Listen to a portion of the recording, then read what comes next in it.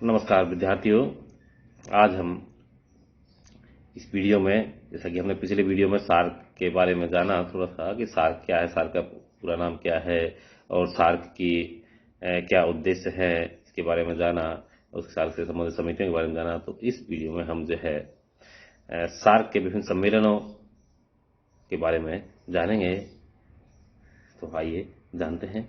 तो सार्क का पहला शिखर सम्मेलन, जैसा कि हम पहले बताया था पिछले वीडियो में, कि बांग्लादेश की राजधानी ढाका में हुआ जब सार्क की स्थापना की गई 1985 में, दिसंबर 1985 में इसका पहला शिखर सम्मेलन बांग्लादेश की राजधानी ढाका में हुआ। और जहां इसकी अध्यक्षता बांग्लादेश के राष्ट्रपति HM इरशाद ने की। और HM इरशाद ने की थी। और इस शिखर सम्मेलन में स्वतंत्रता, समानता, एकता, इस तरह के जो है जो बिंदु है उनको स्वीकार किया गया और कहा गया कि प्रभुसत्ता, समानता, स्वतंत्रता, एकता और हस्तक्षेप न करने के सिद्धांत को जो है माना जाए। और क्षेत्रीय सहयोग संगठन राष्ट्रों के द्विपक्षीय और बहुपक्षीय सहयोग का पूरक और अनुपूरक होगा। साथ ही इसमें कहा गया कि सभी स्तरों पर निर्णय सर्वसम्मति के आधार पर लिए जाएंगे और द्विपक्षीय और विवादास्पद विषयों को इस विचार विमर्श से सदैव दूर रखा जाएगा। इसके साथ ही इस के दौरान जो घोषणा पत्र जारी किया गया था उसके अंतर्गत कहा गया कि राष्ट्रों के मुखिया वर्ष में एक बार बैठक करेंगे और नीति निर्माण के लिए सहयोग की प्रगति पर विचार करने के लिए तथा अतिरिक्त मशीनरी को स्थापित करने के लिए और सामान्य हितों के बारे में निर्णय करने के लिए एक परिषद बनाई जाएगी, जिसमें सभी 7 सदस्य राष्ट्रों के विदेश मंत्री शामिल होंगे। और इसका जो मुख्यालय है वो नेपाल की राजधानी काठमांडू में स्थापित किया गया। ये भी पहले शिखर सम्मेलन के अंतर्गत जो है निश्चय कर लिया गया था। और दूसरा शिखर सम्मेलन, जैसा कि हम बता रहे थे कि इसके विभिन्न शिखर सम्मेलन हुए हैं, तो दूसरा शिखर सम्मेलन 1986 में भारत के प्रतिष्ठित शहर बेंगलोर में आयोजित हुआ नवंबर 1986 में। और जहां इसकी अध्यक्षता भारत के तत्कालीन प्रधानमंत्री श्री राजीव गांधी जी ने की थी। और राजीव गांधी ने अध्यक्षता का भार बांग्लादेश के राष्ट्रपति इरशाद से ग्रहण किया। और ये बहुत ही आशापूर्ण और उम्मीद भरे वातावरण में आयोजित हुआ। इसमें सभी 7 सदस्य राष्ट्रों ने भाग लिया था। 2 दिन ये सम्मेलन चला, जिसमें क्षेत्रीय सहयोग का विस्तार करने और सुदृढ़ करने की सदस्यों की प्रतिज्ञा का पुनर्समर्थन तथा इसके साथ उनकी साझा समस्याओं का समाधान करने के लिए नई योजनाएं और नीतियां बनाने का समर्थन किया गया। भारत के प्रधानमंत्री ने अध्यक्षता करते हुए कहा कि सार्क को सफल बनाने के सभी राज्यों को इसकी जो प्रतिज्ञा है उसका समर्थन करना चाहिए। इस सम्मेलन में विकासशील गतिविधियों में स्त्रियों के सहयोग तथा नशीली वस्तुओं के उपयोग को बंद करने के लिए तथा नशे की बुराई को दूर करने के लिए एक तकनीकी कमेटी के निर्माण का भी निर्णय लिया गया। साथ ही पर्यटन को बढ़ावा देना, आकाशवाणी प्रोग्राम को जो है दक्षिण एशियाई क्षेत्रों में बढ़ावा देना, विद्यार्थियों को सुविधा देना तथा नवयुवकों को आदर्शवाद के काम में लाना, ये इस शिखर सम्मेलन में चर्चा हुई थी। और विश्व के आर्थिक संकट के बारे में भी यहाँ चर्चा हुई और विकासशील राष्ट्रों पर ऋण के भारी बोझ के बारे में बातचीत करते हुए सार्क के नेताओं ने इस बात का समर्थन किया था कि अंतर्राष्ट्रीय बैठकों और संस्थाओं में बड़े पैमाने पर कम दर पर ऋण सहायता लेने के उद्देश्य को प्राप्त करने के लिए नियमित रूप से सलाह, मशवरा और सहयोग दिया जाना चाहिए, ताकि किसी भी कमजोर राष्ट्र को अपना कार्य करने में आसानी हो सके, उसे किसी विपदा का सामना करने में दिक्कत नहीं आए। और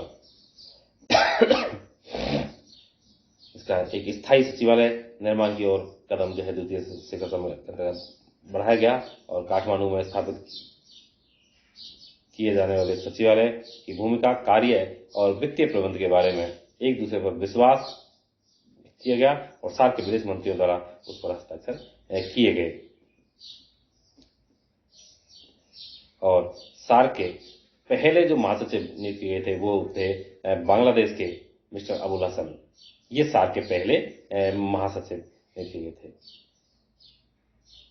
और इसमें सभी सदस्यों के स्तर से 7 निदेशक यानी कि 7 सदस्य राज्यों के प्रतिनिधि के रूप में उन्हें शामिल किया गया। और महासचिव का जो कार्यकाल है, उसका जो टेन्योर है, वो 2 वर्ष का होता है, इसका नवीनीकरण नहीं किया जा सकता। इसके बाद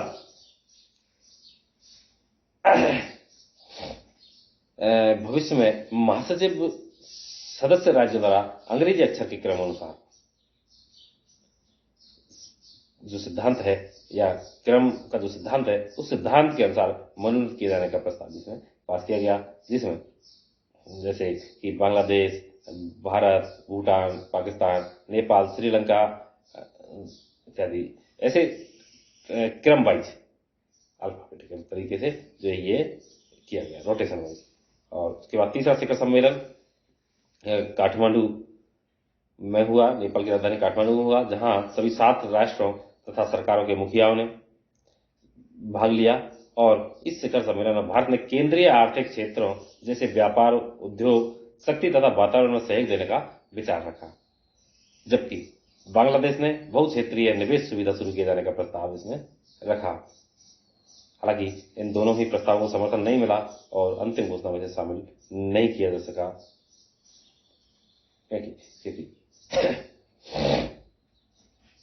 और भारत ने सार्क की सदस्यता के लिए अफगानिस्तान के प्रार्थना पत्र की भी जो है सम्मेलन में बात उठाई और प्रार्थना पत्र उसका अफगानिस्तान को शामिल किए जाने की बात का जो समर्थन किया। पाकिस्तान ने दक्षिण एशियाई परमाणु विहीन क्षेत्र की अवधारणा को उठाया, और लेकिन इन प्रस्तावों को अंतिम घोषणा में शामिल नहीं किया जा सका।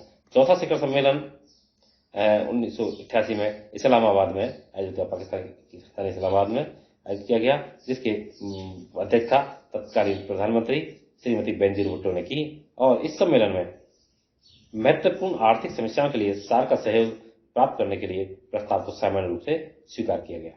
और सभी सदस्य राष्ट्र इस बात पर सहमत हो गए थे कि वे राष्ट्रों की राष्ट्रीय परिप्रेक्ष्य परियोजनाओं में महत्वपूर्ण हितों वाले क्षेत्र ढूंढेंगे तथा इनकी योजना को बनाएंगे, और उन्हें एक क्षेत्रीय योजना जिसे सार्क 2000 मूल आवश्यकताओं का परिप्रेक्ष्य का नाम दिया गया, इसमें मिला लिया जाएगा। सार्क के लिए के देश इस बात के लिए भी सहमत हो गए थे कि उनके देशों के उच्च न्यायालयों के न्यायाधीश तथा संसद सदस्य 7 सार्क देशों में निःशुल्क यात्रा कर सकते हैं। और काठमांडू के शिखर सम्मेलन में लोगों से आपसी सहयोग के निर्णय को, काठमांडू के शिखर सम्मेलन में लोगों के आपसी सहयोग की जो बात हुई थी उसको फिर से यहाँ दोहराया गया, उसकी सराहना की।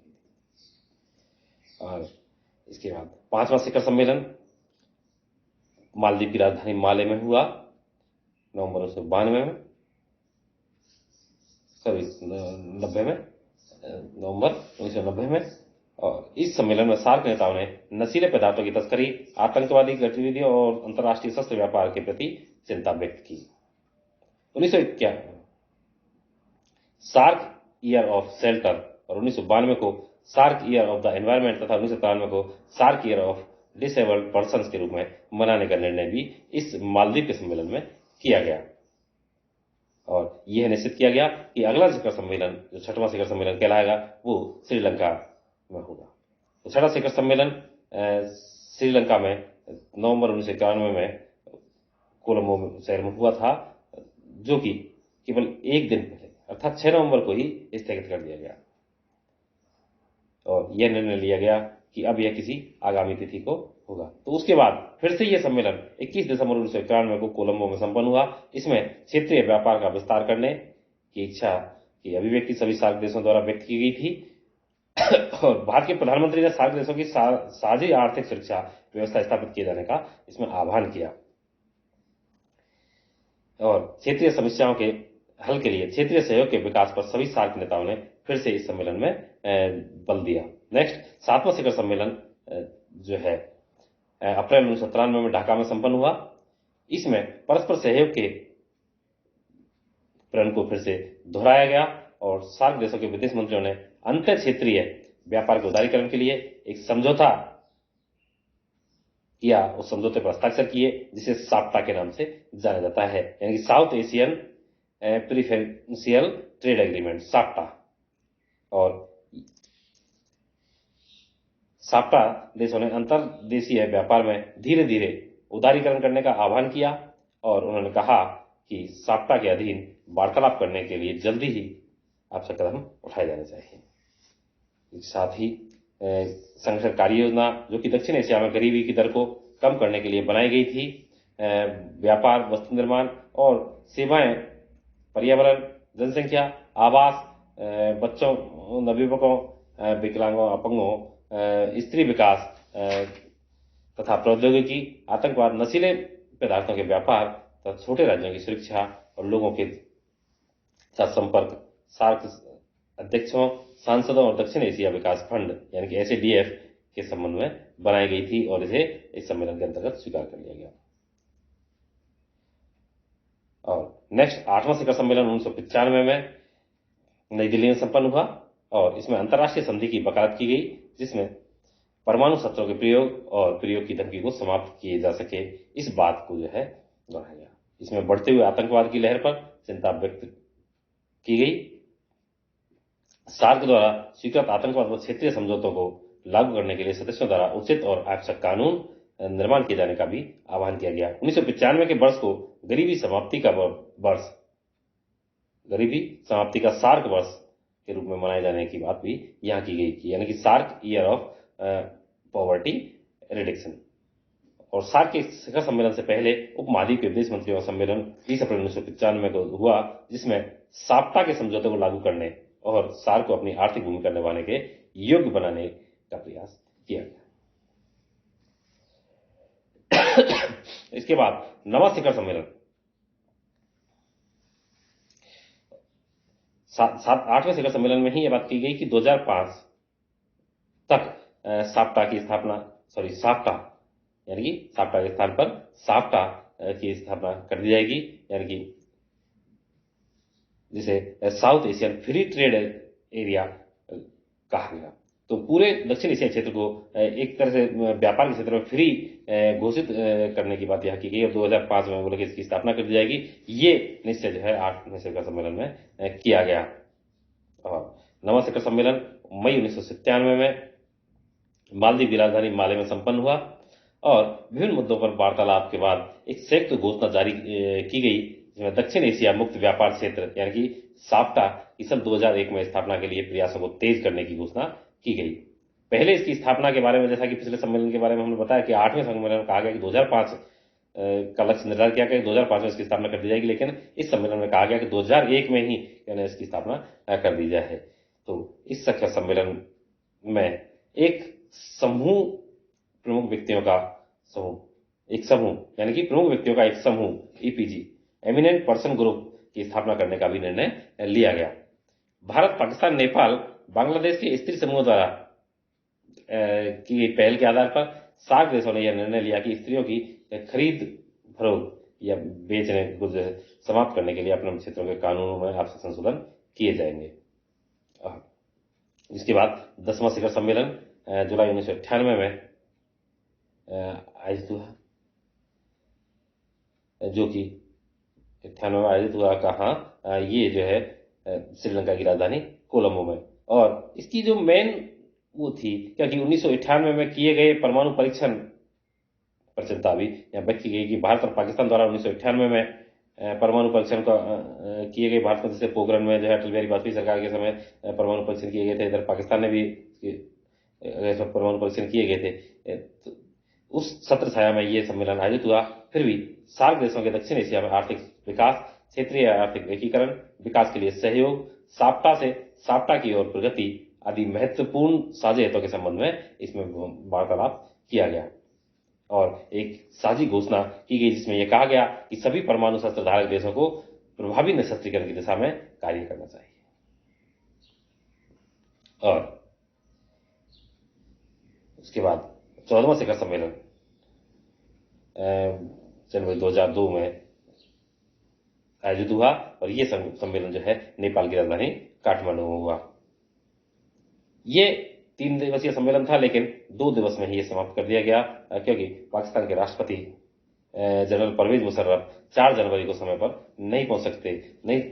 क्यों नहीं पहुंच सके? क्योंकि भारत ने पाकिस्तान के साथ जो अपने संबंध खराब थे, उसके कारण भारत ने अपने भू क्षेत्र के ऊपर से पाकिस्तानी हवाई जहाजों की उड़ानों पर प्रतिबंध लगा दिया। इसी कारण वो जो है चाइना के रास्ते से, बीजिंग के रास्ते से काठमांडू पहुंचे थे, इसलिए उसमें ज्यादा समय लगा। और इसके बाद 5 जनवरी 2002 को शिखर सम्मेलन का आरंभ जिस वातावरण में हुआ, उसमें भारत पाकिस्तान सीमा पर तथा भारतीय प्रांत जम्मू कश्मीर में वास्तविक नियंत्रण रेखा पर विद्वान जो सैनिक जमावड़ा जो लगा हुआ था, उस परिस्थिति में यह सम्मेलन आयोजित हुआ। और हालांकि एक पाकिस्तान के राष्ट्रपति जनरल परवेज मुशर्रफ द्वारा एक तरह से एक ड्रामा जो पेश किया गया था, और ड्रामेबाजी का नजारा जो है वहां देखने को मिला कि जब अपना भाषण समाप्त करने के पश्चात वो जो है अटल बिहारी वाजपेयी के पास जाकर मित्रता का प्रदर्शन करते हुए हाथ मिलाने लगे। भारतीय प्रधानमंत्री ने भी पूर्ण शिष्टाचार दिखाते हुए हाथ तो मिलाया, पर तो अपने भाषण में दृढ़तापूर्वक तथा न तुले शब्दों में यह कहा कि जनरल मुशर्रफ को अपनी सद्भावना आतंकवाद को समाप्त करके दिखानी चाहिए, केवल हाथ मिलाने से कुछ नहीं होता। सार्क के नेताओं ने अंतर्राष्ट्रीय समुदाय से यह अनुरोध किया कि आतंकवाद के आम दुष्प्रभाव से निपटने के लिए प्रभावी रूप से आवश्यक कार्य किए जाए तथा सुरक्षा एवं शांति की अधिक आवश्यकता के उत्पन्न लागतों की भरपाई के लिए विशेष रूप से कदम उठाए जाए। इसके अलावा सार्क नेताओं ने मुक्त व्यापार क्षेत्र की स्थापना के महत्व को भी स्वीकार किया और 2002 के अंत तक साप्ता की संधि का मसौदा तैयार कर लिया जाना चाहिए, ये भी इस सम्मेलन के दौरान निर्देश दिए गए। इसके साथ ही गरीबी उन्मूलन करने के लिए सार्क में घोषणा की गई थी और इस समस्या का सामना एक नई दृढ़ता तथा अनिवार्यता के साथ करने का विचार व्यक्त किया गया। इसके साथ राष्ट्रीय सरकारों, अंतर्राष्ट्रीय संस्थाओं, निजी क्षेत्र तथा सभ्य समाज में भागीदारी को बढ़ावा देने की भी जो है बात की गई थी, ताकि गरीबी से निजात पा सके और स्त्रियों और वंचित वर्गों के कल्याण पर भी बल देने की बात यहां की गई थी। इसके बाद 12वां शिखर सम्मेलन पाकिस्तान की राजधानी इस्लामाबाद में जनवरी 2004 में संपन्न हुआ और इसमें सभी 7 सदस्यों ने भाग लिया।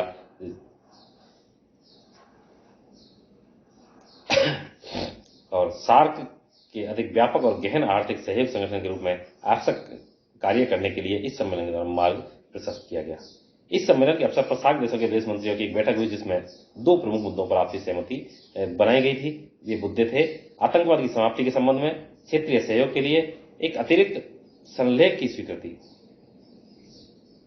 एडिशनल प्रोटोकॉल का पालन किया जाए, ये जो है इसमें बात की गई थी। दूसरा, दक्षिण एशिया मुक्त व्यापार समझौते को लागू करने की बात की गई थी। तो ये 2 प्रमुख मुद्दे यहां रहे और सभी 7 देशों के राष्ट्राध्यक्षों ने इस पर हस्ताक्षर किए। इसके बाद 13वां शिखर सम्मेलन 2005 में आयोजित होना था, इसे स्थगित कर दिया गया क्योंकि भारतीय प्रधानमंत्री ने यह कह दिया कि ढाका में परिस्थितियां खराब हैं, सुरक्षा संबंधी स्थिति सही नहीं है, इस कारण इस सम्मेलन में भाग नहीं ले सकते। फिर ये सम्मेलन बाद में नवंबर में आयोजित किया गया था, जुलाई के बजाय ये नवंबर में आयोजित किया गया था और नवंबर 2005 में सम्मेलन हुआ ढाका में। और सार्क नेताओं ने आपसी वार्तालाप द्वारा 13 नवंबर को सार्क घोषणा जारी कर दी, जिसमें पुराने मुद्दों के साथ साथ क्षेत्रीय सहयोग के नवीन क्षेत्रों का भी वर्णन किया गया। इसमें 3 समझौते किए गए, दोहरी कर प्रणाली को दूर करने और करों के मुद्दों पर आपसी प्रशासकीय सहायता के संबंध में एक सीमित बहुपक्षीय समझौता किया गया। दूसरा, तटकर से संबंधित मामलों के संबंध में आपसी प्रशासकीय सहायता और समझौता की बात की गई थी। और तीसरा, सार्क मध्यस्थता परिषद की स्थापना के संबंध में भी समझौता किया गया। और के बाद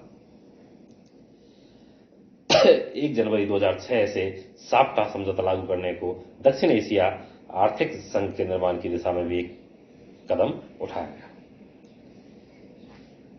भारतीय प्रधानमंत्री श्री मनमोहन सिंह ने सम्मेलन में भाग लिया और उन्होंने भारतीय दृष्टिकोण को प्रकट किया और कहा कि किसी भी सार्क देश को अपने भू क्षेत्र को किसी दूसरे सदस्य के हितों के विरुद्ध प्रयोग नहीं होने देना चाहिए।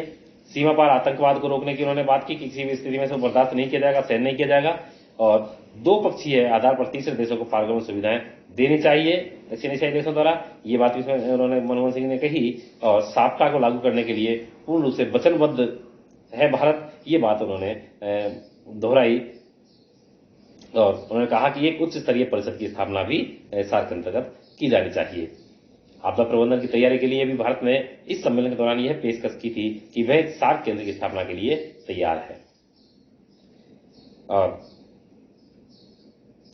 इसके बाद साप्टा जो है, जिसे south Asia free trade area कहा जाता है, यह 1 जुलाई 2006 से लागू हो गया और साप्टा समझौते के लागू होने से सार्क देशों के बढ़ते हुए सहयोग का जो है परिचय हमें दिखाई देता है, यानी कि सहयोग की स्थिति हमें दिखाई देती है। साप्टा का जो उद्देश्य है वो है सार्क देशों के आपसी व्यापार को प्रोत्साहित करना और विद्यमान करों के एक निश्चित समय में 0.5% तक घटा देना।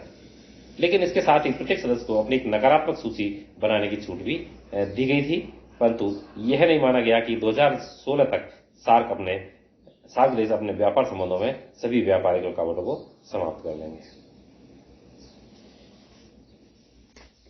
इसके बाद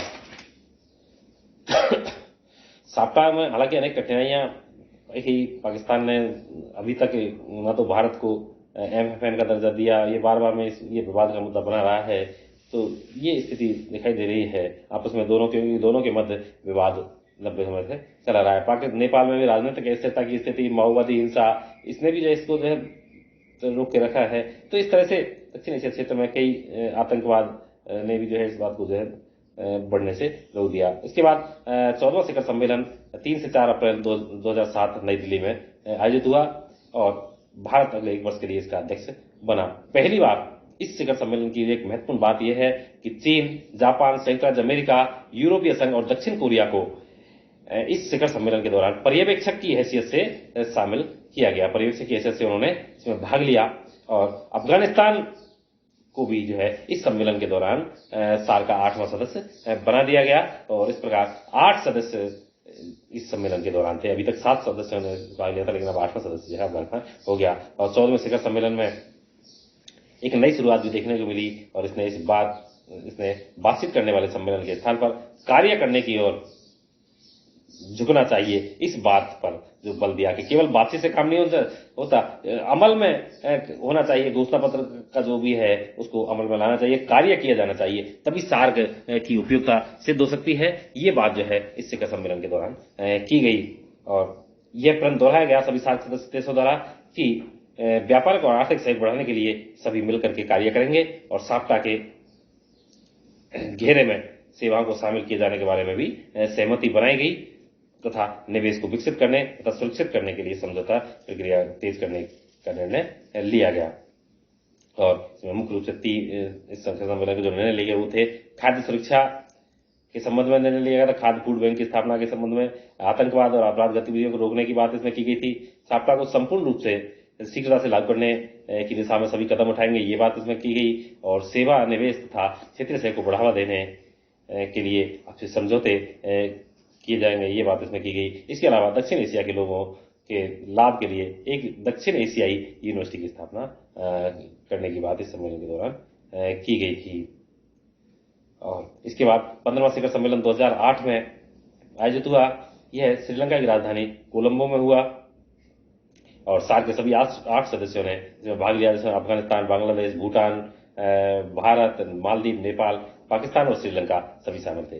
सार्क के नेताओं ने परस्पर सहयोग और साझे हितों के मुद्दों, विशेष रूप से आतंकवाद और फूड सिक्योरिटी, खुराक शिक्षा पर खुला विचार विमर्श व्यक्त किया और ये कहा गया कि सामाजिक और आर्थिक समन्वय को व्यापक रूप से विकसित होने का अवसर मिलना चाहिए, इस बात पर भी यहां बल दिया गया था। और नेक्स्ट 16वां शिखर सम्मेलन 2010 में अप्रैल 2010 में संपन्न हुआ। इसमें सभी 8 सदस्यों ने भाग लिया और इस शिखर सम्मेलन का मूल जो ध्येय वाक्य था वो था एक हरे तथा प्रसन्न दक्षिण एशिया की ओर, यानी कि toward A green and happy south Asia, यानी कि एक हरा भरा और खुश मिजाज जो है दक्षिण एशिया होना चाहिए। ये इस सम्मेलन की मुख्य थीम थी, मुख्य मूल वाक्य था। और यह शिखर सम्मेलन जो है सार्क के सिल्वर जुबली वर्षगांठ पर आयोजित हुआ था, यानी कि 25 वर्ष के हो गए थे, इसलिए आयोजित हुआ। और सार्क नेताओं ने इस बात पर संतोष भी व्यक्त किया कि पिछले 25 वर्षों में इसने कई महत्वपूर्ण सफलताएं प्राप्त की हैं और आज भी ये जो है एक साझा विकास उद्देश्यों की प्राप्ति के लिए निरंतर प्रयासरत है। तो ये बात इस सम्मेलन के दौरान की गई और इसके साथ ही इसमें सार्क देशों के सार्क विकास फंड की भूमिका पर भी बल दिया गया और जिसका जो उद्देश्य था उसने क्षेत्रीय और उप क्षेत्रीय प्रोग्रामों तथा प्रोजेक्टों के लिए धन उपलब्ध करवाना, ये एसडीएफ का प्रमुख उद्देश्य रहा है।